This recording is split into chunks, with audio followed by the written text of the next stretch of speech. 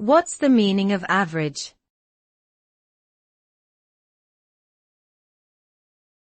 Average.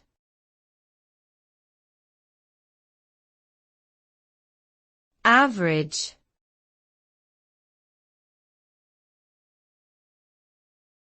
Average.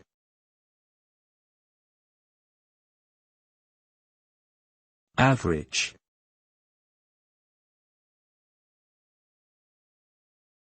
The term average can refer to different calculations used to represent a typical or central value in a set of numbers. The most common types of averages are the mean, the median, and the mode. The mean is calculated by adding up all the values and dividing by the number of values.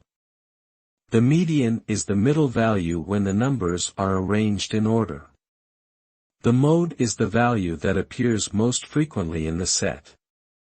All three types of averages can provide useful information about a dataset, depending on the context and the type of data being analyzed.